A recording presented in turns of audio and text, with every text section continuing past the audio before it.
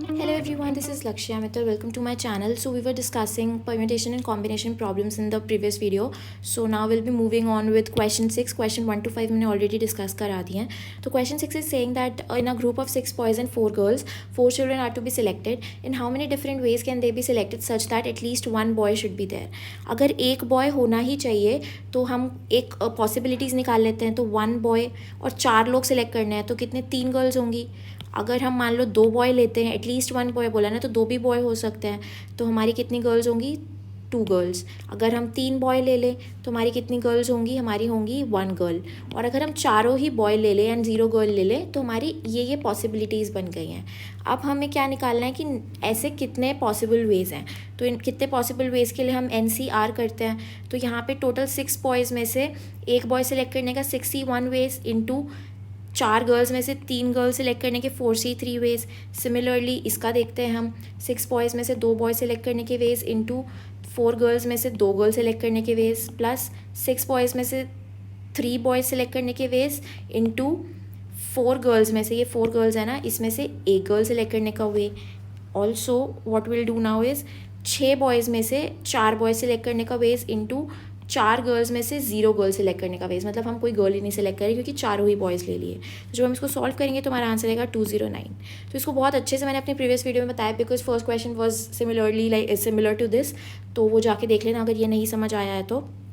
बाकी let's move on to next. तो how many 3 digit numbers can be formed from the digits 2, 3, 5, 6, 7, 9 which are divisible by 5 and none of the digit is repeated. तो basically अगर कोई number 5 से divisible है तो that should be, मतलब 5 उसके यहाँ पे तो आना ही चाहिए. तो 5 यहाँ पे आना चाहिए. तो हमारे कितने नंबर्स बचे? 1, 2, 3, 4 नंबर्स बचे हमारे. और रिपीटेशन अलाउड नहीं है तो 5 बार बार नहीं आ सकता. तो मतलब 5 तो एक बार यूज़ हो गया. तो अब हमारे टोटल नंबर्स बचे हैं 4. तो 1, 2, 3, 4, 2, 3, 5, 6, 7, 9, सॉरी ये 7 भी है यहाँ पे. तो 1, 2, 3, 4, 5 नंबर्स बचे. तो वेज कितने हो जाएंगे? यूनिट डिजिट, ये 3 डिजिट है. इस यूनिट डिजिट को फिल करने के कितने वेज हैं? 1, बिकॉज यहाँ पे सिर्फ एक ही नंबर फिल हो सकता है 5. टेंस डिजिट को फिल करने के कितने वेज हैं? 1, 2, 3, 4, 5. तो अगर यहाँ पे एक चीज़ फिल हो जाती है तो कितने नंबर्स बचे? 4.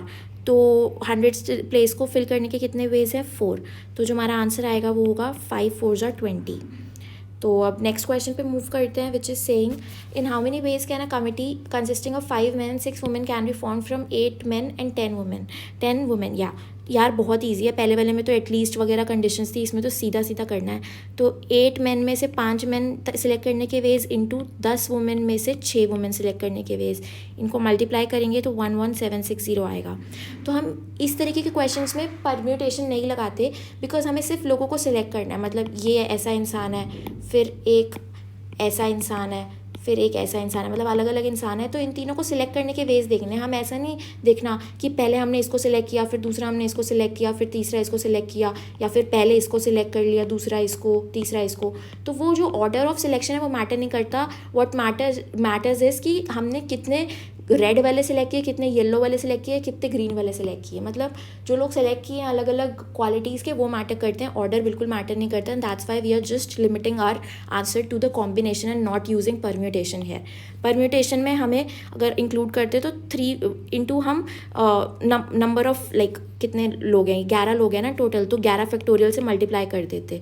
तो ये काम आता है जब हम वो अल्फ़ाबेट वर्ड्स बना रहे हैं. तो वर्ड्स बना रहे हैं तो पहले आपने ये ग्रीन बंदा ले लिया, फिर आपने रेड बंदा ले लिया, फिर आपने येलो बंदा ले लिया. तो इनको आपस में अरेंज करने के डिफरेंट वेज होते हैं. तो उसके अंदर हम 11 फैक्टोरियल से मल्टीप्लाई करते हैं, बट यहाँ पे हम नहीं करेंगे. ठीक है.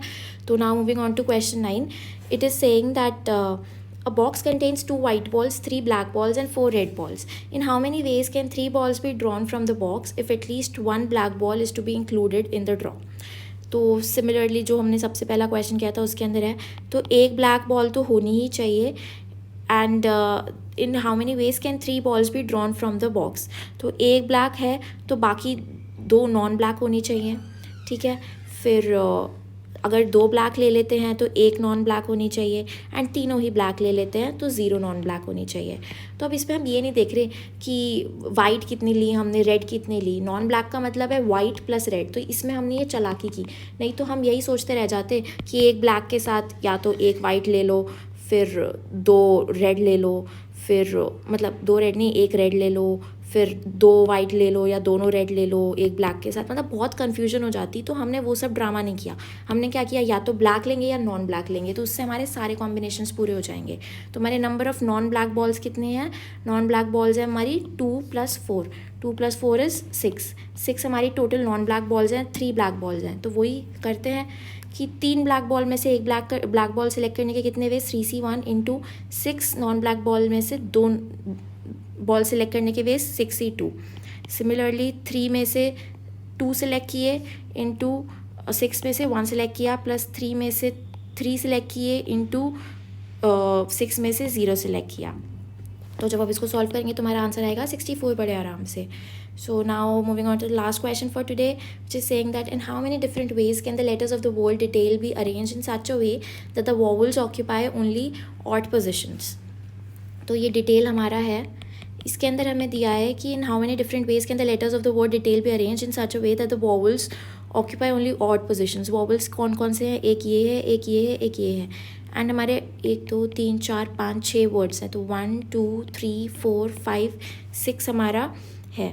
अब हमें ऑड पोजीशंस देखनी है, तो ऑड पोजीशंस क्या होंगी हमारी, first of all 1 2 3 4 5 6 odd positions will be this this and this.